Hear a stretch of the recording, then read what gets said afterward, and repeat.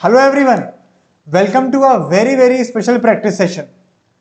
All the aspirants of SSC exams as well as of the defense exams, it's going to be a very important, a very useful practice session for you. कुछ बिल्कुल ही नए questions spotting errors के ऊपर, sentence improvement के ऊपर, fill in the blanks, synonym antonyms, आपकी exam oriented preparation के लिए आपको अभी अटेम्प्ट करने को मिलेंगे। उसके ऊपर आपको बहुत ही अच्छा डिस्कशन मिलेगा। और ये सीरीज अब मैं यूट्यूब पे भी स्टार्ट कर रहा हूँ। अन अकेडमी पे तो मैं लेता ही हूँ, you are aware of that. Unacademy पे मेरा डेली प्रैक्टिस बैच चलता है एसएससी और डिफेंस के एग्जाम्स की इंग्लिश के लिए, चाहे एसएससी सीजीएल लो 10+2 हो, सीपीओएसआई हो, स्टेनोग्राफर हो, या डिफेंस के एग्जाम्स हो, सीडीएस, एनडीए, एफकैट। बहुत ही टॉप क्लास लेवल के क्वेश्चन मैं डिस्कस करता हूँ। ज्यादातर क्वेश्चन नए होते हैं, हमारे खुद ही के बनाए हुए होते हैं, और जो कुछ पीवाईक्यूज होते हैं पूरी तरह से ट्विस्टेड होते हैं। तो वही उसी तरह की एक सीरीज मैं यहाँ यूट्यूब पे भी स्टार्ट कर रहा हूँ। ठीक है, this is all about my teaching profile which most of you are aware of.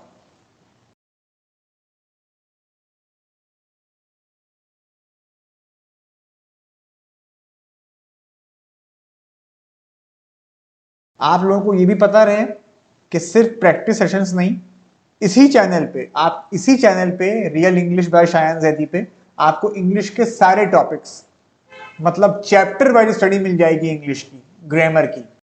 ठीक है, बिल्कुल ही नए कंटेंट के साथ। दीज आर द टॉपिक्स, ये वो टॉपिक्स हैं जो मैंने बहुत डिटेल में पढ़ा दिए हैं। सारे एक तरह से देखा जाए तो मैंने ग्रामर में सारे टॉपिक्स पढ़ा दिए, इसमें नाउन मेंशन नहीं, नाउन भी पढ़ा दिया है। हर टॉपिक के ऊपर 7 to 8 वीडियो लेक्चर्स हैं, उनकी रिकॉर्डिंग से आप जरूर देखें। टेकन फॉर ग्रांटेड ना लें कि ये, इसको बिल्कुल भी टेकन फॉर ग्रांटेड ना लें कि ये तो वो टॉपिक्स हैं जो हम बचपन से लेके अब तक पढ़ते आए हैं, किसी ना किसी टीचर से, किसी ना किसी बुक से बिल्कुल पढ़ा होगा, लेकिन यहाँ पे जो ट्रीटमेंट है वो बिल्कुल ही अलग होगा। ठीक है, और हर टॉपिक के रूल्स, कॉन्सेप्ट्स और जो रूल्स के एक्सेप्शंस हैं, इस पर मैंने बहुत बात की है, वो सब डिस्कस करने के बाद प्रैक्टिस सेट भी सॉल्व करवाएं। हर टॉपिक के अलग अलग प्रैक्टिस सेट्स हैं, बिल्कुल बेसिक से एडवांस लेवल तक चलें। तो with this particular target in mind, let us start our practice set. ठीक है, ये 11 बजे अनअकैडमी पे क्लास होती है, इसको भी किया करिए, फ्री होती है बिल्कुल। हमारी अनअकैडमी की प्रोफाइल भी फॉलो कर लीजिए। इस वीडियो को लाइक ना किया और लाइक कर दीजिए, कम से कम 4-5 दोस्तों के साथ शेयर जरूर कर दीजिएगा। मेरी अपनी अलग से कोई मार्केटिंग की या प्रमोशन की टीम नहीं है। So the onus is on you कि आप इस अच्छे कंटेंट को अपने दोस्तों तक पहुंचा पाएं, स्पेशली जो इंग्लिश को लेकर थोड़े भी सीरियस रहते हैं। तो कम से कम 4-5 दोस्तों के साथ हर वीडियो को प्लीज शेयर जरूर कर दिया करो, चाहे वो लेक्चर वाइज स्टडी हो रही हो, चाहे प्रैक्टिस सेट्स हो रहे हो। ठीक है, और अपने व्हाट्सएप स्टेटस पे भी डाल देना। लाइक तो कर ही दिया होगा। जल्दी से क्वेश्चंस पे नजर डाल लो, फिर स्टार्ट करते हैं सबको इंडिविजुअली। स्पॉटिंग एरर्स तो है ही है, काफी अच्छे लेवल का है। क्वेश्चंस दिमाग लगाने वाले भी होंगे, सिर्फ ब्लाइंड रेक्टिफिकेशन के ऊपर बेस्ड नहीं होंगे। वोकैबुलरी के ऊपर अच्छे क्वेश्चंस आएंगे। ठीक है, और भी हैं, फिल इन द ब्लैंक्स के भी। यहां से स्टार्ट हुआ। This is the first question. पहले सेंटेंस के मीनिंग और सेंस पे ध्यान दो, कॉन्टेक्स्ट देखो, उसके बाद ग्रामर का कोई रूल अप्लाई करो अगर तुम्हें लग रहा है कि वहां अप्लाई हो रहा है एरर फाइंड आउट करने में।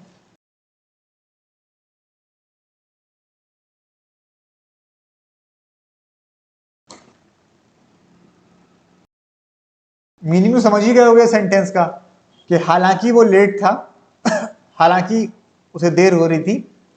ही was stopped on the way, उसको रास्ते में रोका गया। To have coffee, passive voice है ये, उसे रोका गया to have coffee with his friends, but he did not respond them properly, लेकिन उसने अपने दोस्तों को सही तरह से रिस्पॉन्स नहीं दिया। मतलब उसको रोका गया, और इसमें छुपा हुआ सेंस क्या है, इम्प्लाइड सेंस क्या है, कि उसके दोस्तों के द्वारा। इसका मतलब by he was stopped on the way by his friends, ये सेंस आ रहा है। इसमें एरर है। ये नो एरर का केस नहीं है, बड़ी एरर है, और वो एरर प्रेपोजिशन की है।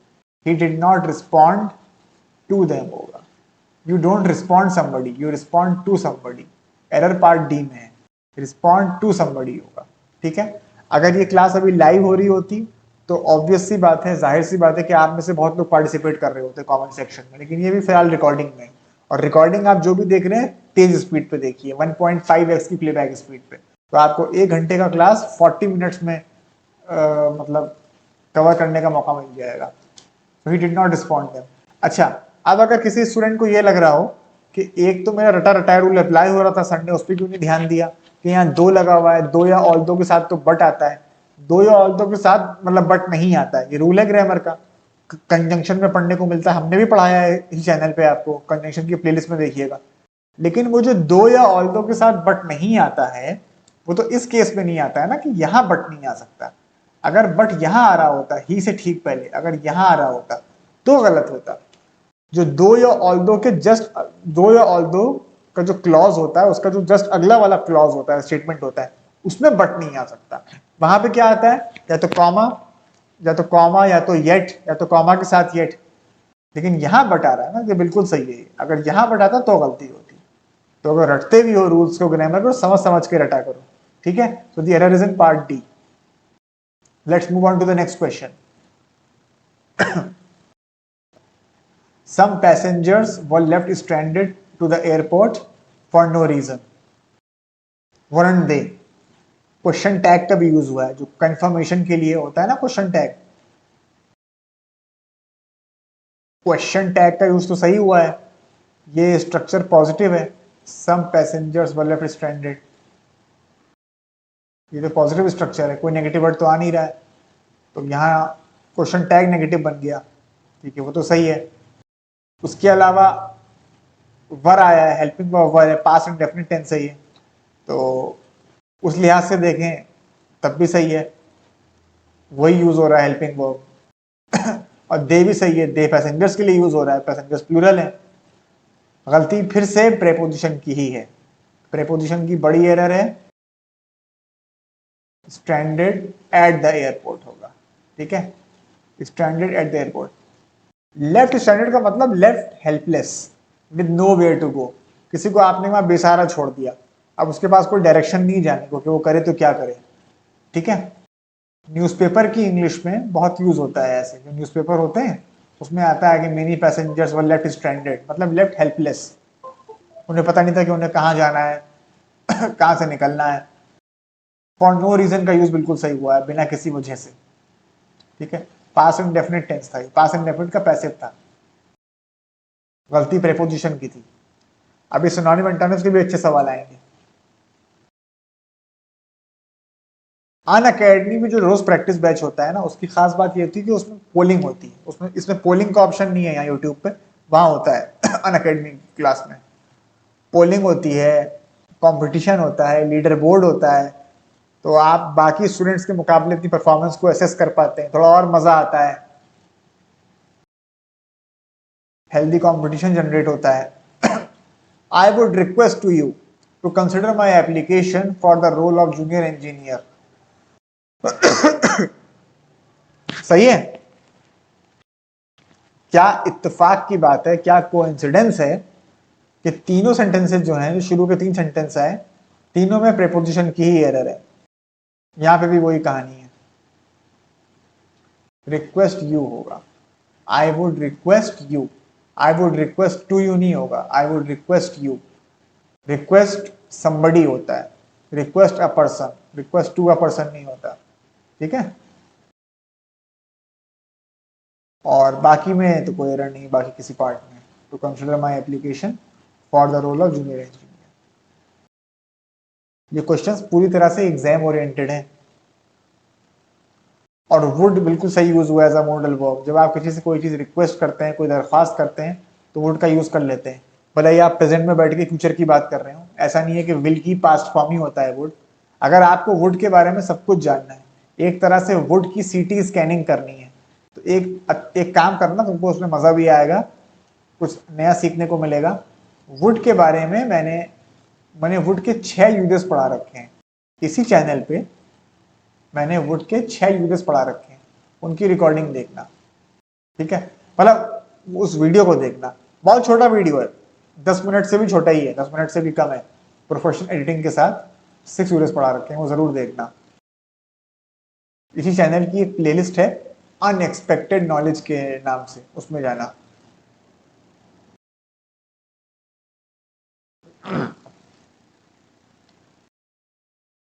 She had been taking care of her baby for 2 hours before she was called on by her mother. मतलब वो अपने बच्चे की देखभाल करती आ रही थी 2 घंटे से। किससे पहले? उसको जो उसकी मम्मी ने बुलाया उससे पहले। इसमें तो कोई एरर नहीं है, past perfect and continuous tense बिल्कुल सही है। Had been taking care of, past perfect continuous. जो काम पास्ट में किसी पॉइंट ऑफ टाइम पे शुरू हुआ, चलता गया चलता गया चलता गया, कंटिन्यूटी में रहा और एक पॉइंट ऑफ टाइम पे खत्म भी हो गया, पास से लेके पास तक की कंटिन्यूटी बताता है, तो सही है। हैड बीन सही है, हैज बीन तो होगा नहीं। आगे एक दूसरा एक्शन भी है पास्ट में, before she was called, before she was called होगा, before she was called by her mother. ठीक है, शी वॉज कॉल्ड ऑन कैसे होगा? वो जो फ्रेजल वर्ब है कॉल्ड ऑन, उसका मतलब अलग होता है। कॉल ऑन का तो मतलब होता है किसी से कोई चीज रिक्वेस्ट करना, जैसे कहते हैं कि now I call on the director of the movie two से अ फ्यू वर्ड्स, वो उस सेंस में आता है। यहाँ बुलाने की सेंस में आ रहा है, call by her mother.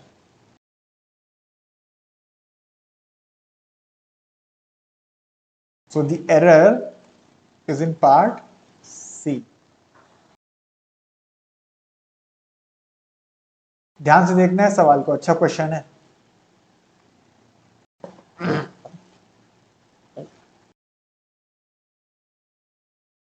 He along with them has worked in close harmony with each other on the same project. ठीक है, along with preposition होता है, तो along with क्योंकि preposition है उसके बाद दे तो आएगा नहीं, them होगा ना, तो वो तो सही है।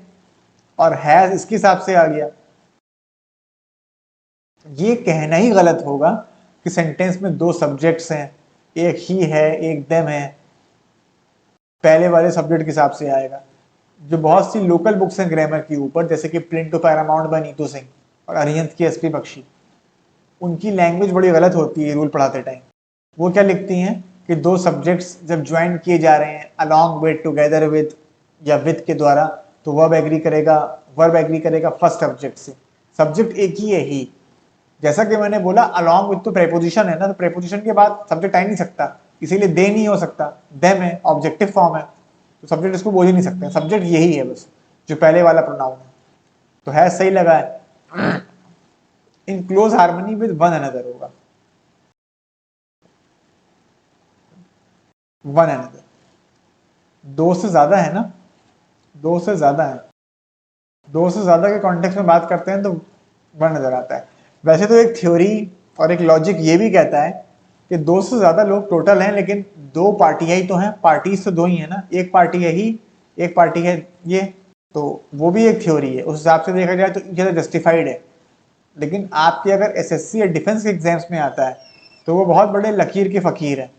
वो कहेंगे क्या कि संख्या क्या है, टोटल संख्या कितनी है, कम से कम 2 से ज्यादा तो है ही है इसमें, क्योंकि ये एक हो गया, ये प्लूरल हो गए, इसलिए वो इन अदर को सही मानेंगे। जबकि अगर मैं एग्जामिनर होता तो मैं ईच अदर को सही मान लेता, क्योंकि मेरा ये कहना होता कि एक पार्टी है दूसरी पार्टी वो है, तो 2 ही पार्टीज हुई। इस क्वेश्चन को देखना,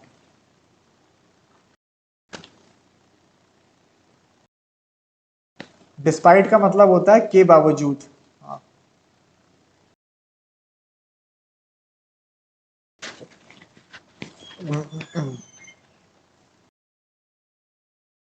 आपके दिमाग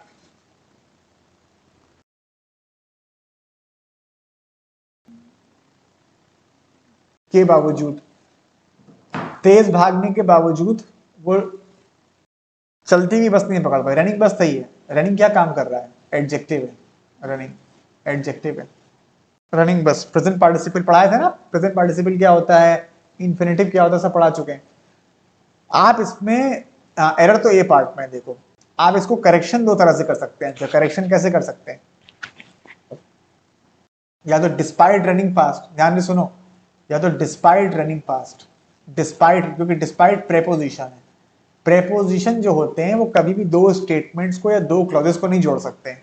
तो या तो डिस्पाइट रनिंग फास्ट कर दो, डिस्पाइट रनिंग फास्ट मतलब रनिंग क्वाइट फास्ट, या फिर कर दो ऑल्दो या दो शी रैन क्वाइट फास्ट।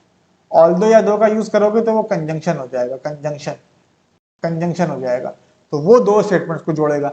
वो प्रेपोजिशन की तरह यूज नहीं हो सकता ऑल्दो या दो। वो तुम ये नहीं बना सकते कि ऑल्दो रनिंग क्वाइट फास्ट, होगा although she ran quite fast, she was unable to catch the running bus. ठीक है, अगर लाइक ना किया हो लाइक कर देना, ऑब्वियसली तभी करना अगर तुम्हें अच्छा लगा हो अभी तक का डिस्कशन और लेवल ऑफ क्वेश्चंस। शेयर जरूर कर देना 4-5 दोस्तों के साथ, सब्सक्राइब तो कर ही लिया होगा। अन अकेडमी का भी प्रैक्टिस बैच रोज किया करो 11 बजे, और भी एजुकेटर्स पढ़ाते हैं अलग अलग सब्जेक्ट्स की, उनकी क्लास कर सकते हो। हाँ, अब देखो सिनोनिम पे आ जाओ। विड्रॉन, वैसे तो विड्रॉन तुम्हें लग रहा होगा विड्रॉ से बना है, विड्रॉ का मतलब होता है कोई चीज निकाल लेना, जैसे पैसा विड्रॉ करते हैं। लेकिन यहाँ विड्रॉन काम कर रहा है एडजेक्टिव के तौर पे, क्वालिटी, एडजेक्टिव ऑफ क्वालिटी। इसका मतलब होता है रिजर्व्ड, रेटिसेंट, जो आदमी अपने में ही रहे, लोगों से ज्यादा घुले मिले ना, कम बोले, उसे कहते हैं। ठीक है, रेटिसेंट, रिजर्व्ड। अब बहुत से स्टूडेंट्स कह देते हैं कि सर यहाँ इंट्रोवर्ट भी तो आ सकता है, इंट्रोवर्ट, इंट्रोवर्ट हो जाएगा, एक काम चलाऊ सिनोनिम तो हो जाएगा। लेकिन इंट्रोवर्ट की अगर आप लेकिन अगर आप इंट्रोवर्ट की उसमें जाएं, थोड़ा सा और डेप्थ में जाएं कि इंट्रोवर्ट का कॉन्टेक्स्ट क्या होता है, तो जो आदमी बाय नेचर थोड़ा शर्मीला किस्म का होता है, बात को समझना, शर्मीला है, थोड़ा शाय है, हल्का सा नर्वसनेस है उसके अंदर लोगों के साथ खुलने में, लोगों के साथ ओपन होने में, वो इंट्रोवर्ट होता है। रेटिसेंट हो सकता है ऐसा आदमी हो जो बहुत कॉन्फिडेंट हो, लेकिन उसने डेलिबरेटली अपना नेचर ऐसा बना लिया है कि वो लोगों के साथ घुलेगा मिलेगा नहीं। ऐसा नहीं है कि वो आदमी थोड़ा सा झेंपू किस्म का है, लोगों से झेपता है बात करने में, बहुत कॉन्फिडेंट हो, क्या पता अपनी लाइफ में वो कम्युनिकेशन स्किल्स उसकी अच्छी हो, कम्युनिकेशन स्किल्स अच्छी हो, लेकिन वो बोलता कम हो। ठीक है, जो उसको लगता है कि मतलब की बात करनी है वो। ऐसे कहा जाता है कि Britishers are generally reticent, Britishers are generally considered to be reticent people, quite contrary to what the Americans are. ठीक है, तो रेटिसेंट, रिजर्व्ड, जो थोड़ा कम बोले। प्रिटेंशियस वो होता है जो थोड़ा दिखावटी हो, थोड़ा शोई हो, शोई, दिखावटी। जजमेंटल वो है जो सामने वालों को जज करे हमेशा, अच्छा बुरा जैसा भी, लेकिन जज करे।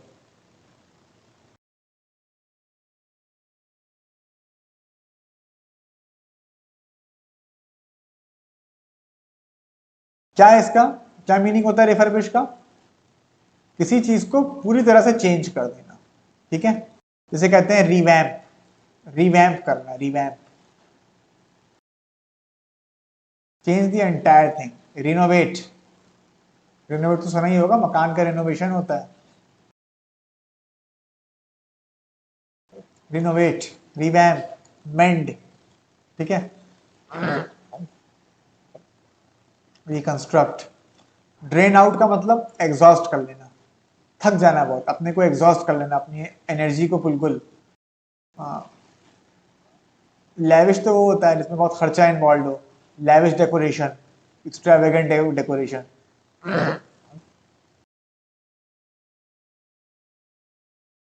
चूज वही भी सिनोनिम ही है। साइड, साइड का मतलब यहाँ वो नहीं है कोना, साइड का मतलब है यहाँ किसी को सपोर्ट करना, किसी को बैक करना। Many players have sided with the coach, many players have sided with the coach का मतलब जो कोच है उसको बैक किया है, उसको सपोर्ट किया है। ठीक है, वर्ब की तरह यूज होता है साइड। तो जो साइड कोने वाला होता है, कोना, राइट साइड, लेफ्ट साइड, वो तो नाउन होता है।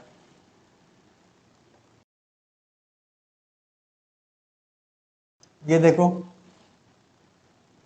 ध्यान से देखो, डिसमेड, परप्लेक्स्ड। परप्लेक्स का तो मतलब होता है बिल्कुल पजल्ड हो जाना, भौचक्के हो जाना। ये आंसर नहीं है, ये आंसर इज अनसेटल्ड, डिस्टर्ब्ड। कोई चीज जो आपको डिस्टर्ब कर देती है पूरी तरह से, अनसेटल कर दिया। एक वर्ड होता है इंग्लिश में अच्छा, vexed, vexed. Irked, irritated, irked. Your question has irked everybody, disturbed everybody, vexed everybody, unsettled everybody, discomforted everybody. ठीक है,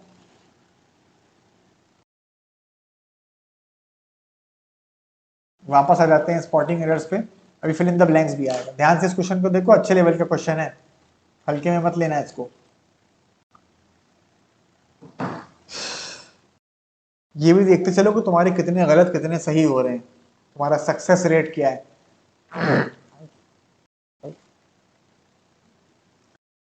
टॉपिक वाइज स्टडी के लिए तो प्लेलिस्ट बना के डाली दी चैनल पे। It had been such an enriching session with you, so I committed myself to meet you again in a week's time.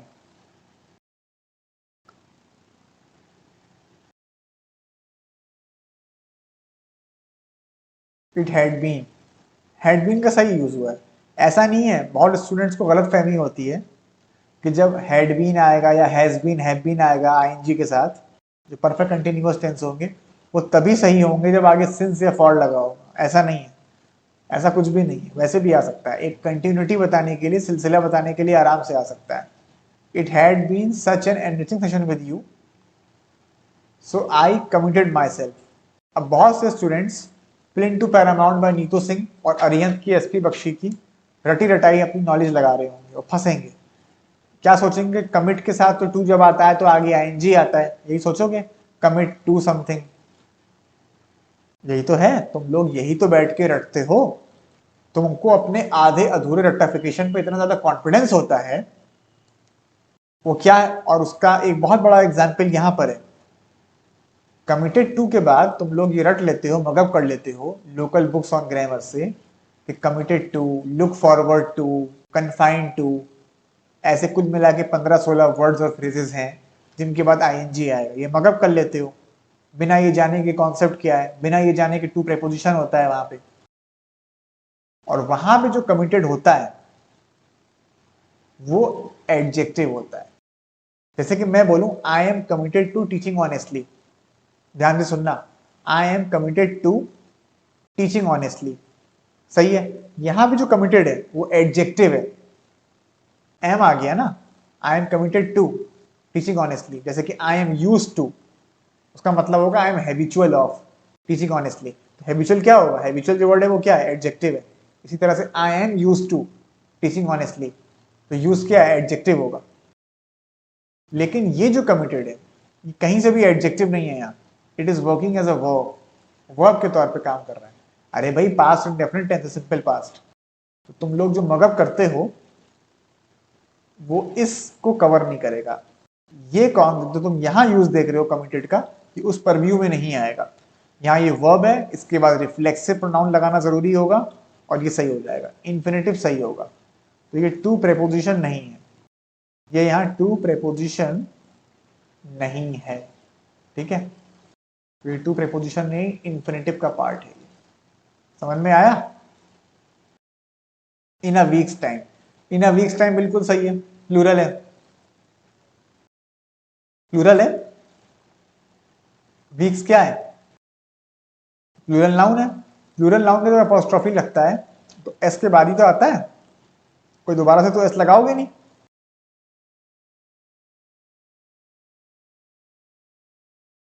ठीक है, और अपोस्ट्रोफी बनता है वर्ड्स ऑफ टाइम का, पढ़ाया था अभी 2 हफ्ते पहले नाउन के क्लास में, देखना। हाँ तो इसमें क्या था, इसमें कोई एरर है ही नहीं, मेन चीज तो बताई नहीं, इसमें कोई भी एरर नहीं।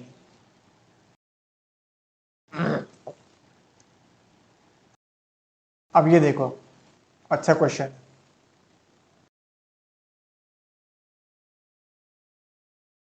When he got the news that his mother was hospitalized, he did return to his village. When he got the news that his mother was hospitalized, he did return to his village. At first glance, पहली नजर में, it seems to be an absolutely correct sentence. Meaning wise also, vocabulary सही use हुई है और grammatically also सही लग रहा है बिल्कुल.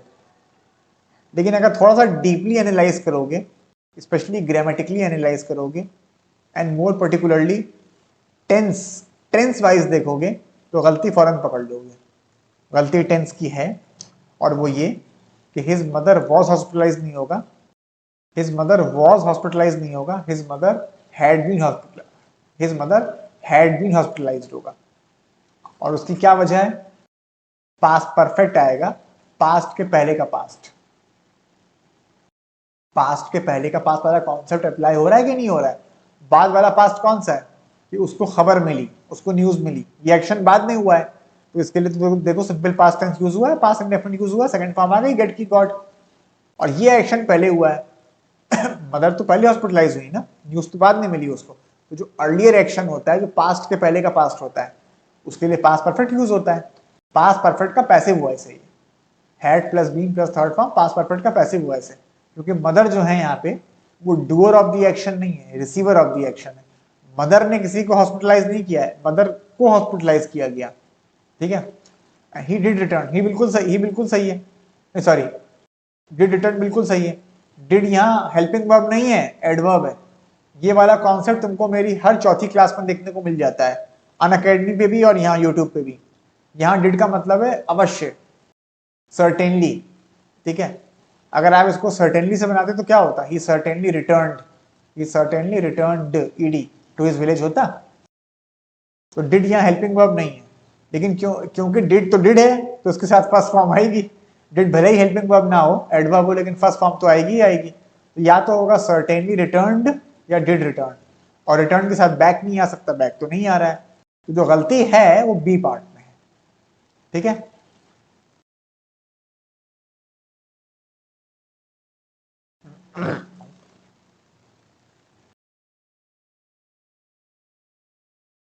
ये क्वेश्चन देखो.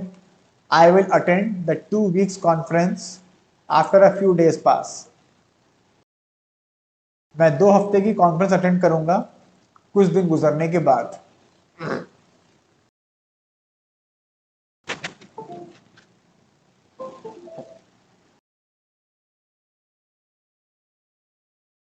कोई भी एरर नहीं है. Once again it's a case of no error.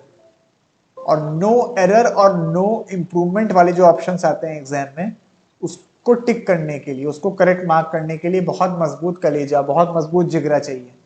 Supreme confidence over your knowledge, your skill and obviously your common sense. देखिए इतना आसान नहीं होता है उसको टिक करना, स्पेशली जब इतने फ्रीक्वेंटली आ रहे हो क्वेश्चंस नो एरर वाले. देखो, I will attend the 2 weeks conference, सही तो है. इसको लिखने के 2 तरीके हैं, 2 स्टाइल्स हैं. एक तो ये वाला, प्लूरल नाउन बनाया, एस पे खत्म हो रहा है, एपोस्ट्रोफी लगा दिया, या फिर कर दिया ऐसे.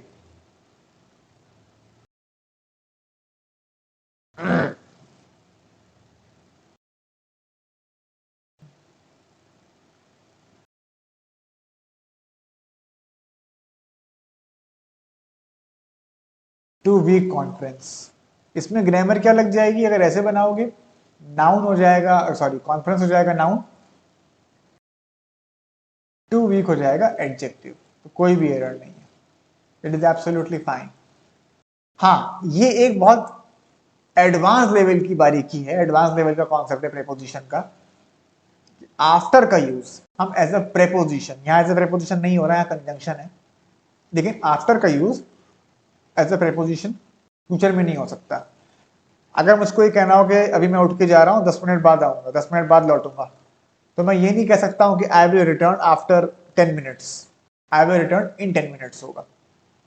डिटेल में पढ़ाया है, प्रेपोजिशन की क्लास में देखना, डिटेल में पढ़ाया है कि अगर आफ्टर को यूज कर रहे हैं एज अ प्रेपोजिशन, आगे काउंटेबल टाइम आ रहा है, days, months, years, seconds, minutes, तो नहीं आ पाएगा. लेकिन यहाँ तो बात ही खत्म हो गई ना, यहाँ तो आफ्टर कंजंक्शन है. In the first place conjunction है, 2 स्टेटमेंट्स को या 2 क्लॉजेस को जोड़ रहा है. अगर ये पास्ट ना होता तो ये प्रेपोजिशन हो जाता, तो रॉन्ग हो जाता.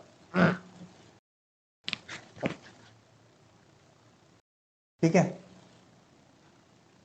तो ये तरीका भी सही है 2 वीक कॉन्फ्रेंस, और ये भी सही है 2 वीक्स कॉन्फ्रेंस।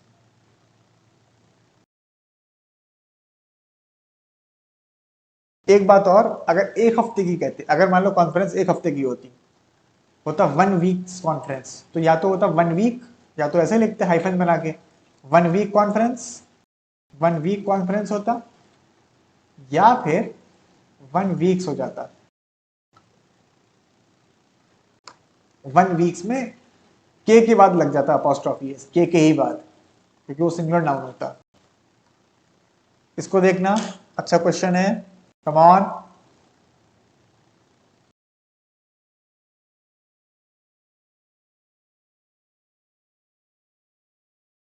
क्रिकेट की भाषा में बोलते हैं सॉफ्ट डिसमिसल। आपने इधर उधर बहुत ध्यान लगाया, आप मुश्किल से मुश्किल बॉल के लिए, मुश्किल से मुश्किल डिलीवरी के लिए आप तैयार थे, आपने डिफेंड कर लिया, पॉसिबली रन भी बना लिए उस डेंजरस बॉल पे, लेकिन एक आसान सी बॉल पे, एक हाफ वॉली पे या एक फुल टॉस पे आप आउट हो गए। वही इस सवाल ने बहुत स्टूडेंट के साथ होता है।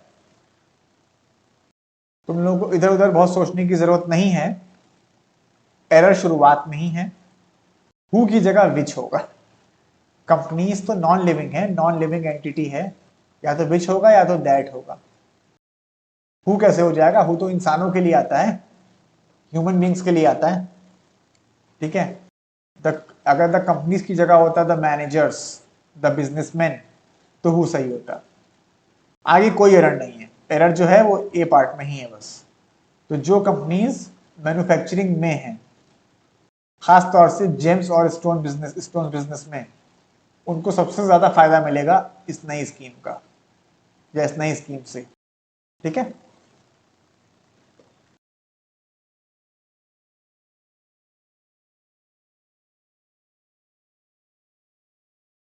इसको देखो, ध्यान से देखो,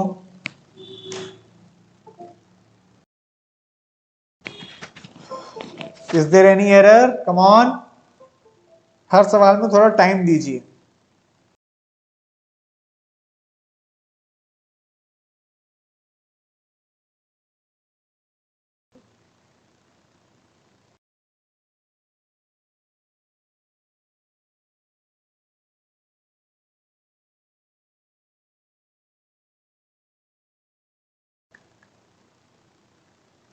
The bill that I have says the payment can be made up to October 30, 2022.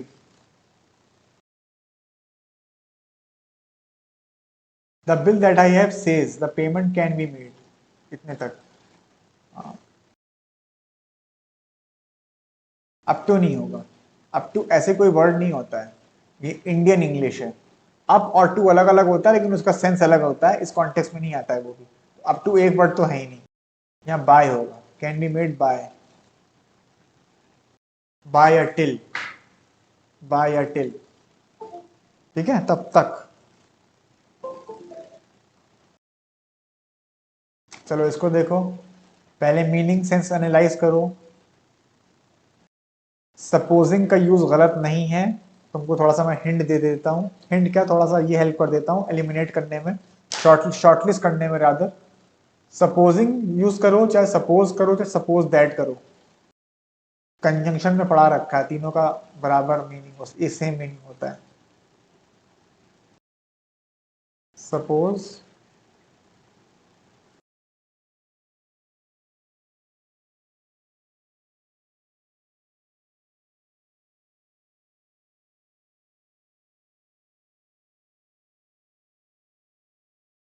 Supposing और सपोज दैट,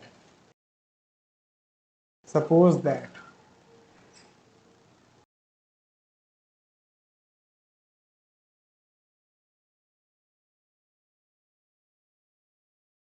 इनके साथ इफ नहीं आता, इफ तो आ भी नहीं रहा है ना इफ तो आ भी नहीं रहा है।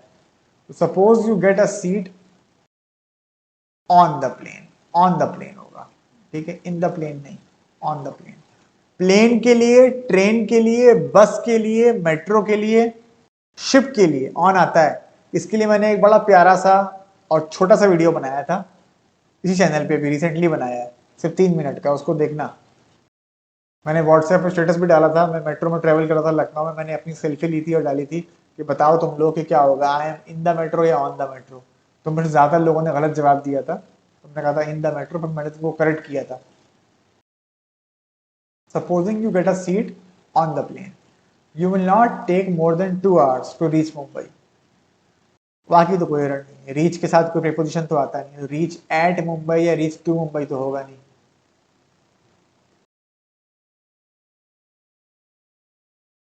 वीडियो को लाइक ना किया तो लाइक कर दो, और प्लीज भूलना मत कम से कम 4-5 दोस्तों के साथ जरूर शेयर कर देना। ये क्वेश्चंस तुम्हारे लिए बहुत बड़ा खजाना है, और इससे बड़ा खजाना है वो टॉपिक वाइज लेक्चर्स, जहां से आपके सारे कॉन्सेप्ट, सारे रूल्स बिल्कुल क्लियर हो जाएंगे माइंड में।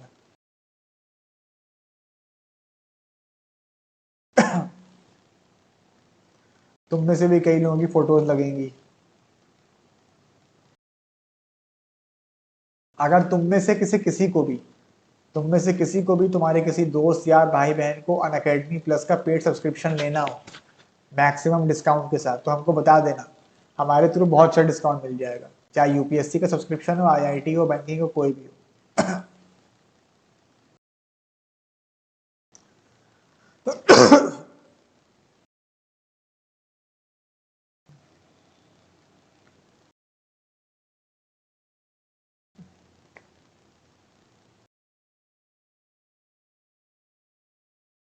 चिकन हार्टेड, चिकन हार्टेड का मतलब होता है, एंटोनिम बताना है आपको, एंटोनिम अपोजिट बताना है, बहुत ही कमजोर दिल का, कमजोर दिल का, ठीक है, कमजोर दिल का। तो इसका सिनोनिम हो जाएगा टिमिड, और एंटोनिम हो जाएगा डेयरिंग, डेयरिंग हो जाएगा। चिकन हार्टेड की और सिनोनिम्स क्या क्या हो सकते हैं सोचो, टिमिड, उसके अलावा meek, meek, MEEK, meek, fearful, ठीक है, डॉन्टेड, डॉन्टेड, लिली हार्टेड भी होता है, lily, LILY, lily hearted. Daring के तो बहुत सिनोनिम हो सकते हैं, daring, heroic, mettlesome, dauntless, undaunted, courageous. Chicken hearted का वो भी हो जाएगा कॉवर्ड, कॉवर्ड भी हो जाएगा कॉवर्ड। इंपेरिकल वो होता है जिसको आप साइंटिफिकली प्रूव कर सकते हैं, एक्सपेरिमेंट से प्रूव कर सकते हैं, इंपेरिकल एविडेंस जो होता है डेमोन्स्ट्रेट करके।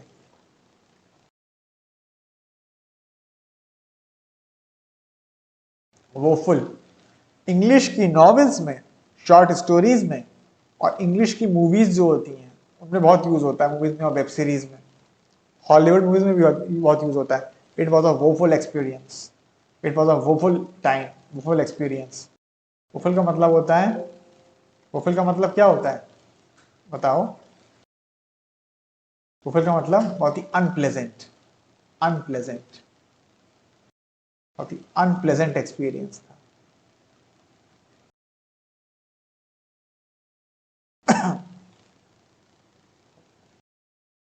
ठीक है, unpleasant, appalling, dreadful, dreadful, dread, DREADFUL, dreadful.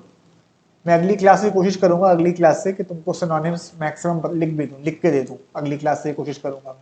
इस हिसाब से टाइम का मैनेजमेंट करेंगे कि तुम्हारा ये भी भला हो जाएगा कि वोकेबलरी भी इस बहाने बहुत हो जाएगी। हर क्लास में अगर मैं 6-7 वर्ड्स भी ले लूँ और उन 6-7 वर्ड्स के 7-8 सिनोनिम्स सिखा लूँ तो कितने सारे वर्ड्स हो जाएंगे। ठीक है, तो उस पर्टिकुलर कॉन्टेक्स्ट में जो मैक्सिमम सिनोनिम्स हो सकते हैं मैं तुमको सब बता दिए जाएंगे। ठीक है, तो वोफल का एंटोनिम क्या हो जाएगा? जाहिर सी बात है नाइस हो जाएगा। वोफल एक्सपीरियंस है अनप्लेजेंट, ये कैसा होगा? नाइस, अच्छा। विकेट का तो वो मतलब होता है बदमाश, इमोरल, इमोरल होता है।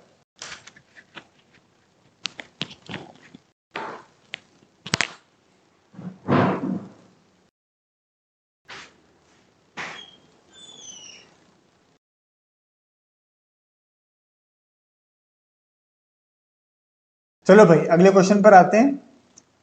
इसमें भी आपको एंटोनिम बताना है। Esoteric, what is the meaning of esoteric? अगर कोई चीज इसोटेरिक होती है इसका मतलब उसको एक्सप्लेन नहीं किया जा सकता है, बहुत ही वेग है, उसके बारे में ज्यादा कुछ पता नहीं है। या तो कुछ भी नहीं पता है या बहुत कम पता है। Very little is known about that thing, it is not explainable. Antonym क्या हो जाएगा? एक्सप्लेनेबल, जिसको एक्सप्लेन कर सके। ठीक है, तो बहुत ही वेग सा है उसे बोलते हैं। एक वर्ड होता है ना, एब्स्ट्रूज, एब्स्ट्रूज होता है इंग्लिश में, abstruse, obscure, obscure.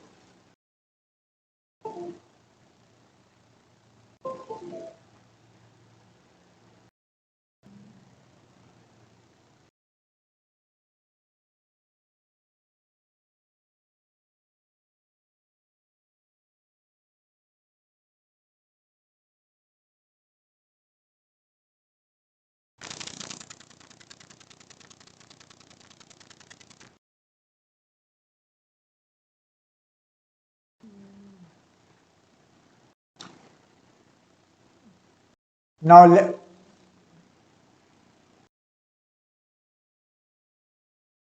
Now let's come to the other word, the other question, effervescent. effervescent reaction सुना होगा केमिस्ट्री में। effervescent क्या होता है? इसमें बहुत मतलब बहुत ही इंटेंस होता है, बहुत ही हाइपर, जिसमें बहुत उथल पुथल मची हो, बहुत ज़्यादा उथल पुथल मची हो, उसे कहते हैं। तो इसका एंटोनिम क्या हो जाएगा? स्टेबल। हाँ, स्टेबल हो जाएगा। स्टेबल ना दिया होता तो साइलेंट को कंसिडर कर सकते थे। अनस्टेबल होता है, जिसमें बहुत ज़्यादा उथल पुथल मची है, कुछ भी स्थिरता नहीं है, स्टेबिलिटी नहीं है, उसको कहते हैं। क्लैंडस्टीन का मतलब क्या होता है? क्लैंडस्टीन का मतलब होता है जो चीज राज बना के की गई है, सीक्रेटिव, सीक्रेटिव। ठीक है,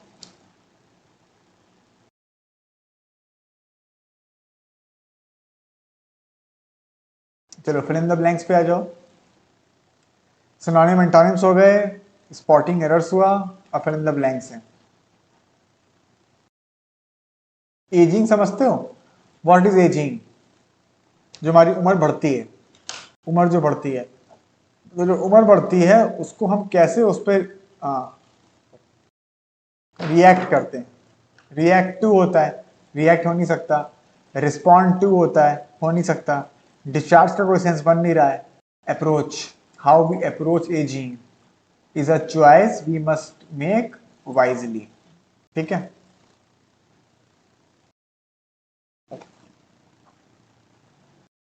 the properties of the family have been, have been क्या होगा? ये आप लोगों के लिए नया वर्ड आया है, it is absolutely new for you. Commandeered, commandeered का मतलब होता है सीज्ड। नहीं पता होगा तुम लोगों को। अभी मैं सीज देता, कॉन्फिस्केटेड देता, इम्पाउंडेड देता, तुम लोग फौरन समझ जाते। इम्पाउंडेड, कॉन्फिस्केटेड।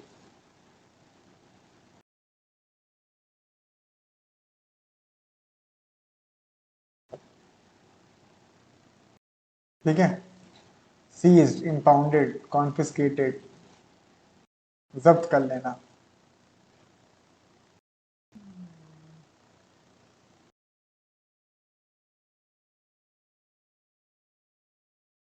रेमिनिसेंट का मतलब क्या होता है? जो किसी चीज की याद दिलाए, याद दिलाए। एकिन का मतलब होता है सिमिलर, एकिन के साथ टू आता है, सिमिलर टू, एकिन टू। ठीक है, this is reminiscent of, reminiscent of a contractual relationship that places obligations on the entities interested with data। reminiscent के साथ ऑफ आता है, akin to या similar to, तो ऑफ लगता है तो आप यूज हो रहा है यहाँ पे सही तरह से। ये देखो क्वेश्चन, पहले मीनिंग, कॉन्टेंट, कॉन्टेक्स्ट देखो। The manner in which this exercise has been undertaken, जिस तरह से ये एक्सरसाइज अंडरटेक की गई है, लीव्स अस, अनसेटिस्फाइड कोई वर्ड नहीं होता है, डिससेटिस्फाइड होता है, डिससेटिस्फाइड। और किसी अनलाइकली तो किसी चीज की प्रोबेबिलिटी बताते हैं, चांस के, it is unlikely that this will happen. Absent का कोई सेंस बन नहीं रहा, वेक्स्ड। वेक्स्ड का मतलब होता है कंफ्यूज्ड, कंफ्यूज और फ्रस्ट्रेटेड, कंफ्यूज्ड एंड फ्रस्ट्रेटेड, तो ये हो जाएगा। देख लो तुम्हारा सेल्फ असेसमेंट भी हो रहा है, कितने क्वेश्चन सही कितने गलत हो रहे हैं।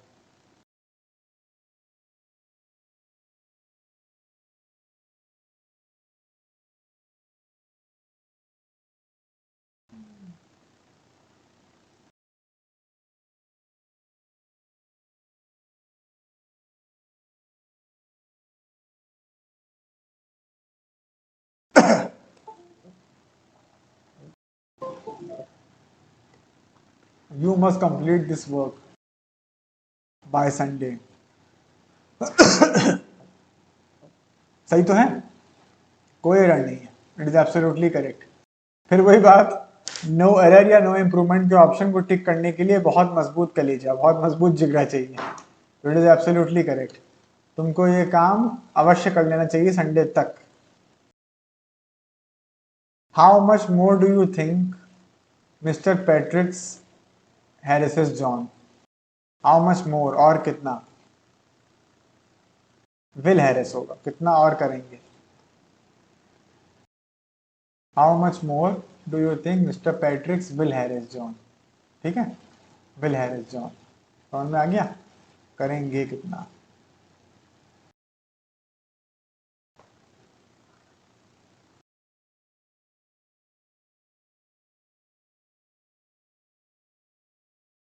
दे वर वर्किंग एज यूजल, हाँ एज यूजल, हमेशा की तरह। एज यूजल का मतलब जैसे वो सामान्य रूप से करते हैं वैसे ही, जनरली करते हैं आमतौर से वैसे ही, दे वर्किंग एज यूजल, सैंडमली कुछ होता नहीं है।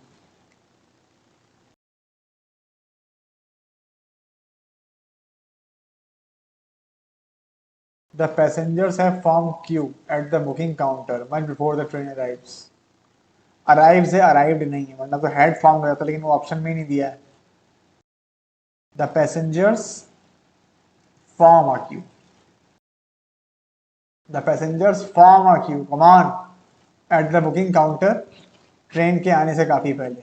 हैबिट बताई जा रही है, ऐसा वो करते हैं। ठीक है, the passengers form a queue. He is unlikely to the, he is unlikely मतलब इस बात का चांस कम है, he is unlikely to come to the party, but if he comes I would talk to him. Conditional clause में जो conjunctions conditional या time clause बनाते हैं उतने हिस्से में फ्यूचर टेंस नहीं आता है। But if he comes, present indefinite आ गया, I would talk to him.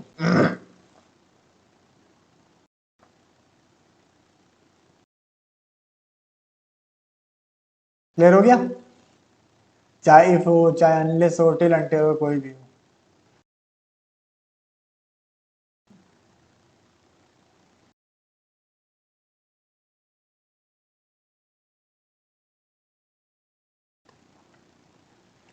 The UNO insists on better understanding between the countries of the world. The UNO insists on better understanding among the countries of the world.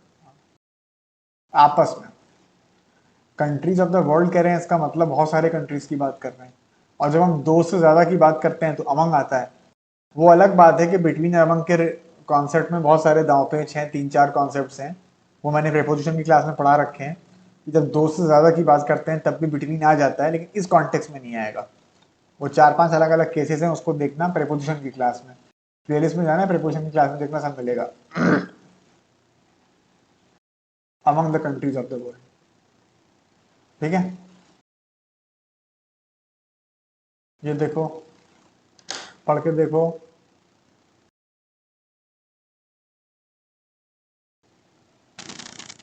there is no objection to his joining the party, possessive case है,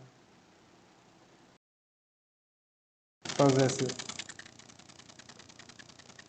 Geraint से पहले, Geraint या present participle से पहले SSC और defence के exams में, या मुझे कहना चाहिए सभी सरकारी एग्जाम्स में, ट्रेडिशनल ग्रामर का रूल फॉलो होता है। इस केस में, इस केस ट्रेडिशनल ग्रामर का रूल क्या था कि पॉजिटिव केस सही मानते थे आईएनजी से पहले, नाउन जेरेंट से पहले। ठीक है,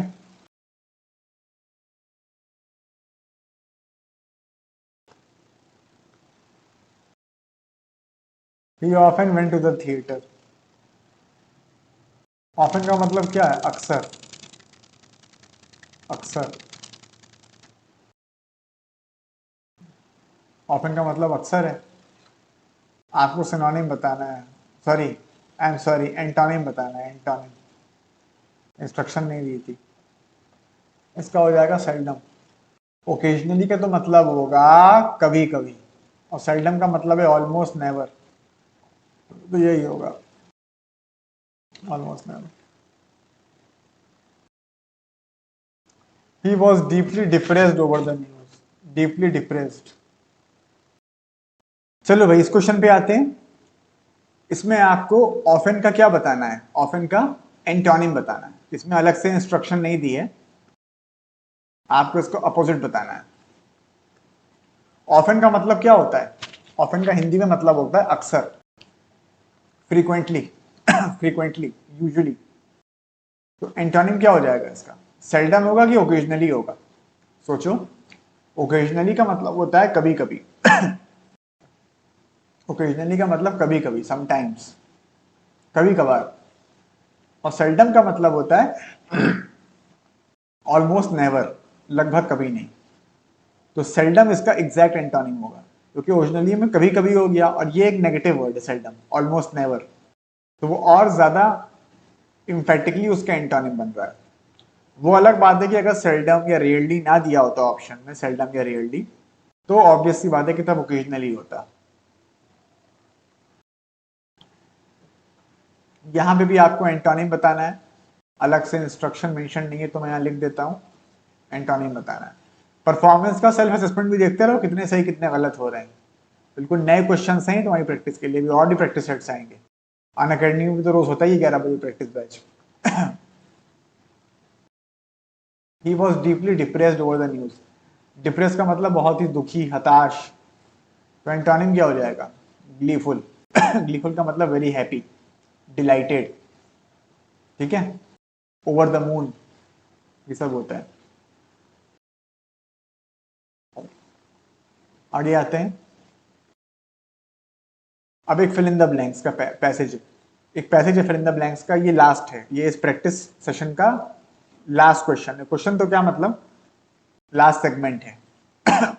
पढ़ के देख लो मुद्दा क्या है, फिर हम लोग स्टार्ट करते हैं। 4 नहीं 3 ही ऑप्शंस दिए हैं। पहले पैसेज के कॉन्टेक्स्ट पे जाओ कि मुद्दा क्या चल रहा है, क्या किसी की तारीफ हो रही है कि बुराई हो रही है, क्या सिमिलैरिटी बताया जा रहा है, डिफरेंस बताया जा रहा है, उसके हिसाब से देखना कि कॉज इफेक्ट है क्या है क्या नहीं है। कॉन्टेक्स्ट से कई बार बहुत चीजें क्लियर हो जाती हैं, कॉन्टेक्स्ट से समझ जाते हैं आप।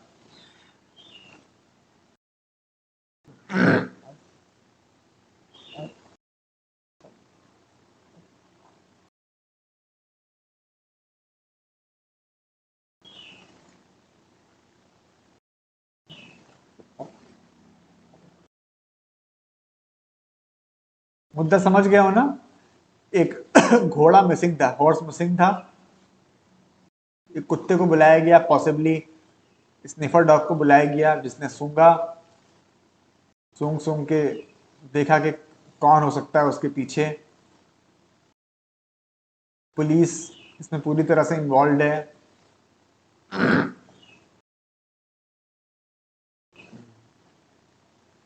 ठीक है, चलो भाई स्टार्ट करते हैं। According to a report in yesterday's newspaper,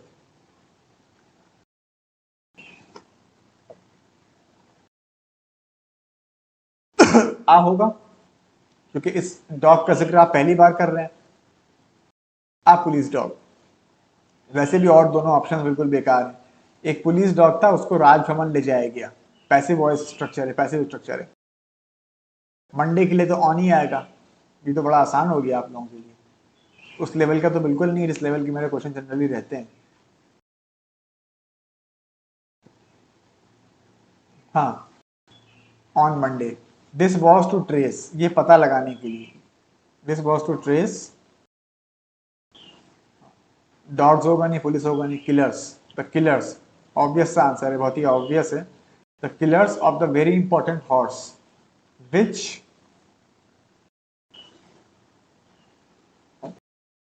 was which was reported missing on Sunday, which was reported missing. ठीक है, और कुछ हो नहीं सकता ना, क्योंकि वो हॉर्स सिंगुलर है और हैज बीन होता है या तो, लेकिन हैज बीन मीन क्योंकि संडे पास्ट टाइम दिया हुआ है, which was reported missing on Sunday, the dog picked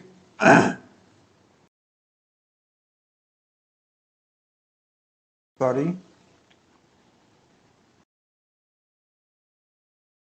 picked up the scent, उसने वो भाप लिया ना, सूंघ के, सूंघ के समझ गया क्या किसके traces, the dog picked up the scent on some traces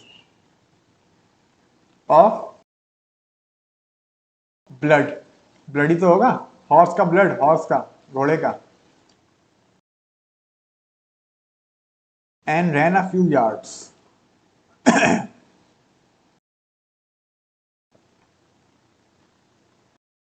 हाँ, and ran a few yards before losing the, game का कोई सेंस ही नहीं बन रहा है, बिफोर लूजिंग द ट्रैक, एक हद तक तो वो ट्रेस कर पा रहे थे कुत्ते के थ्रू, उसके बाद उसने वो ट्रैक खो दिया. The police have launched a vigorous, sorry, investigation, campaign तो कोई अभियान, कोई मुहिम होती है, उसका कोई सेंस बन नहीं रहा. इन्वेस्टिगेशन, कोई छानबीन, कोई तहकीकात, into the whole affair, they have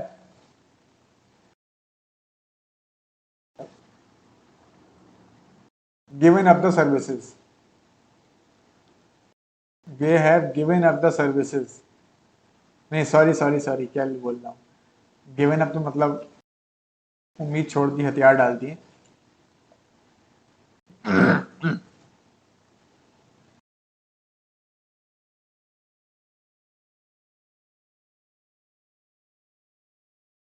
they have रिक्विजिशनड, मतलब उसकी सर्विसेज को लेंगे वो किसी ऑफिशियल पर्पस के लिए, ये मतलब होता है इसका.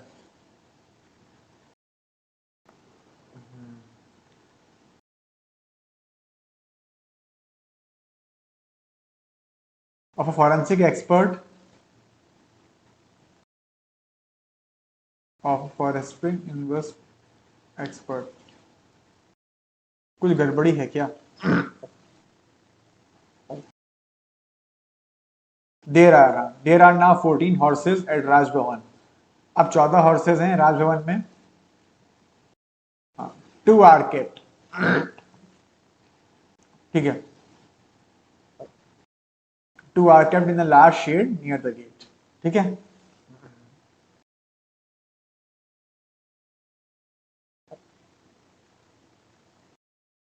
यहां कुछ गड़बड़ नहीं लग रही है?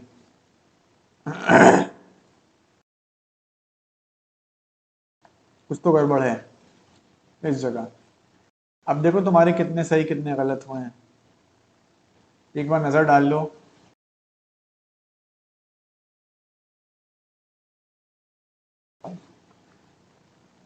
तुमको सब एक्सप्लेन भी कर दिया था.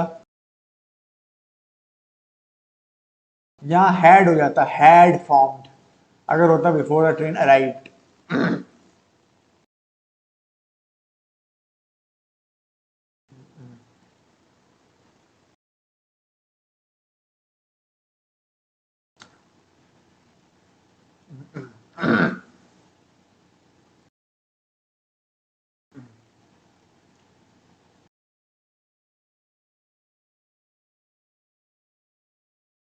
अगर तुम में से किसी को भी या तुम्हारे किसी दोस्त या भाई बहन को अन अकेडमी प्लस का पेड सब्सक्रिप्शन लेना हो मैक्सिमम डिस्काउंट के साथ, तो हमको बता देना, हमारे थ्रू बहुत अच्छा डिस्काउंट मिल जाएगा. लेकिन उसका क्या प्रोसेस है that I will let you know.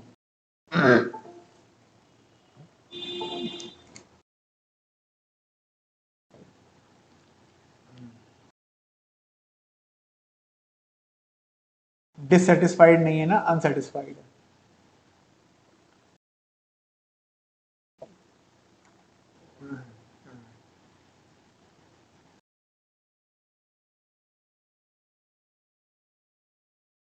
Eakin के साथ टू आता है, similar to, akin to.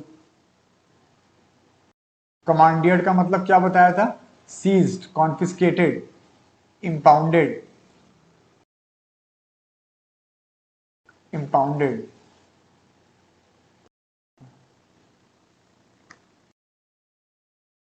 React to, how we react to ageing, react के साथ टू आता, रिस्पॉन्ड के साथ टू आता, इसलिए अप्रोच होगा, अप्रोच या go about, how we go about ageing, go about phrasal verb होता है, इसका मतलब अप्रोच होता है। रिएक्ट तब होता अगर कहते हैं हाउ वी रिएक्ट टू या रिस्पॉन्ड टू। एफरवेसेंट का स्टेबल है एंटोनिम। क्लैंडस्टीन का मतलब होता है सीक्रेटिव, जिसको राज बना के किया गया हो, फर्टिव, सरप्टिशियस। अब मैं इंश्योर करूंगा कि अगले प्रैक्टिस सेट से मैं आपको वोकेबलरी और डिटेल में लिखा दूंगा, एक वर्ड के कम से कम 7-8 सिनोनिम्स, तुमको सब मिल तो जाए, क्या पता कौन सा आ जाए एग्जाम में। इsoteric का मतलब इसके बारे में बहुत कम पता हो, ना के बराबर पता हो जाएगा एक्सप्लेनेबल। वोफुल का मतलब बहुत ही खराब, वाहियात, अनप्लेजेंट, तो एंटोनिम हो जाएगा नाइस। चिकन हार्टेड का मतलब डरपोक, बुजदिल, टिमिड होगा, मतलब सिनोनिम टिमिड होगा, तो एंटोनिम हो जाएगा डेयरिंग। ये टारगेट अपने माइंड में रखना, और सिर्फ माइंड में मत रखना, इस पर काम भी करना। तुम्हें 90% मार्क्स लाने ही लाने हैं, 85 से 90% मार्क्स। ठीक है, और जो टॉपिक्स मैंने ऑलरेडी पढ़ा दिए हैं उनकी प्लेलिस्ट तुम्हारे सामने है, उन सभी टॉपिक्स की प्लेलिस्ट तुम्हारे सामने है। कहाँ गई? हट गई क्या? लगता है हट गई। चलिए भाई, अब हमारी मुलाकात होगी अगले प्रैक्टिस सेशन में 2 दिन बाद, और अच्छे क्वेश्चंस लेके आएंगे आपके लिए।